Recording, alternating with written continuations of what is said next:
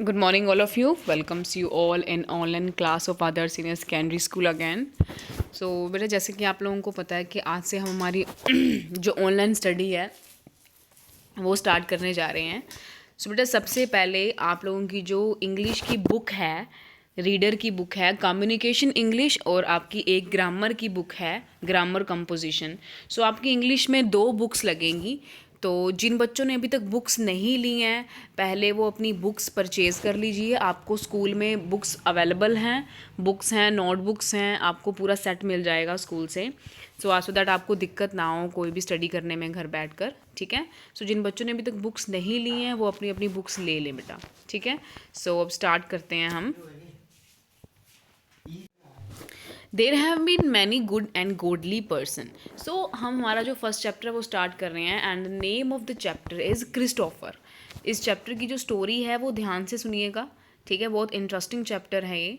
So there have been यहाँ से reading start कर रहे हैं हम. Many good and गोडली persons in the world. कहते हैं हमारे इस संसार में बहुत सारे अच्छे और जो भगवान के समान लोग हैं वो रहते हैं. Here you will read the story of one of such noble person. He was called Offero. कहते हैं उनमें से ही एक व्यक्ति है जिसके बारे में हम इस चैप्टर में स्टोरी पढ़ेंगे. उसका नाम क्या था? ओफेरो. सो ये आपका 1 नंबर का क्वेश्चन बनता है कि जिस पर्सन का नाम क्या था जिसके बारे में बात करेंगे हम लोग. Offero. He was a man of the giant size and strength. He was kind and good to all. कहते हैं वो जो पर्सन था वो क्या था? सभी के साथ बहुत अच्छा व्यवहार करता था. He was always helping other in one way और द अदर. कहते हैं वो सभी की एक और दूसरे क्या करता था? मदद करता रहता था. One day Offero was sitting on the bank of the river. कहते हैं एक दिन Offero bank of the river, नदी के किनारे पर बैठा था.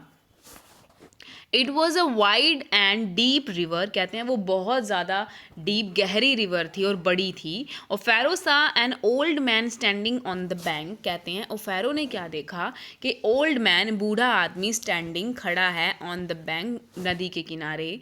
The old man was looking over the river. कहते हैं जो बूढ़ा इंसान है वो रिवर पर देख रहा था. He looked very sad. कहते हैं वो बहुत ज़्यादा दुखी, सैड मतलब दुखी दिखाई दे रहा था. Offero went up to him and said. कहते हैं वेंट अप मतलब उसके पास गया. ओफेरो उस बूढ़े आदमी के पास गया एंड सैड और उसने कहा can I help you sir. Can I help you मतलब कि क्या, हेल्प मतलब मदद, कि क्या मैं तुम्हारी मदद कर सकता हूँ.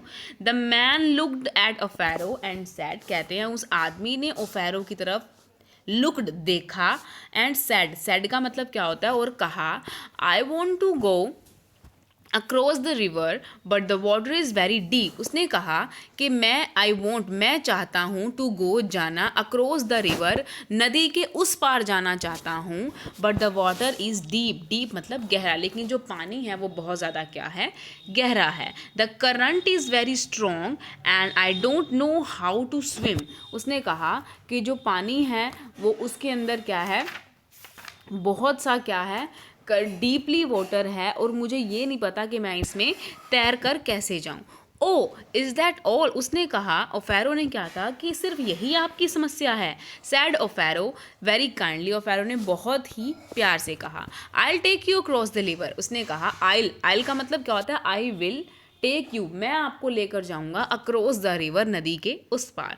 आई एम टाल एंड स्ट्रॉन्ग. मैं बहुत ही, टाल मतलब लंबा, स्ट्रॉन्ग मतलब कि शक्तिशाली. उसने कहा कि मैं लंबा और शक्तिशाली हूँ. And the water is not too deep for me. और पानी मेरे लिए इतना गहरा नहीं है. I can walk through it easily. मैं आसानी से इसके पानी के अंदर से जा सकता हूँ. Come and sit on my shoulder. तो उस ओफेरो ने क्या कहा उस आदमी को कि आइए और आकर मेरे शोल्डर पर बैठिए. Offero bent down on his knees. कहते हैं जो ओफेरो है, बेंट मतलब उधर झुक गया, डाउन मतलब नीचे, ऑन हिज नीज मतलब अपने घुटनों पर. And the old man climbed on the Offero. कहते हैं ओफेरो नीचे झुक गया और उसने उस आदमी को कहा कि मेरी शोल्डर पर बैठ जाइए. And the old man climbed मतलब चढ़ गया. And Offero's big and broad shoulders. Offero जो ओल्ड मैन था वो ओफेरो के बहुत बड़े शोल्डर पर चढ़ गया। Then Offero stepped into the water, कहते हैं उसके बाद वो ओफेरो को स्टेप्ड इनटू द वाटर, पानी के ओफेरो उस बूढ़े इंसान को पानी के दूसरी साइड ले गया। Don't be afraid said Offero very kindly, कहते हैं ओफेरो ने कहा कि आप डरिए मत, hold on to my head and soon will be on the other side. उसने कहा होल्ड ऑन, मेरा सिर पकड़ लीजिए, एंड सून और जल्द ही, will be on the other side, हम जल्द ही दूसरी साइड, नदी के दूसरी साइड पहुंच जाएंगे। सो बेटा आज हम हमारे चैप्टर की रीडिंग यहीं तक करेंगे। आई होप सभी को यहाँ तक चैप्टर अच्छे से क्लियर हो गया होगा कि इसकी स्टोरी क्या है। सो यहाँ तक आप लोगों ने आज इस चैप्टर की रीडिंग करनी है।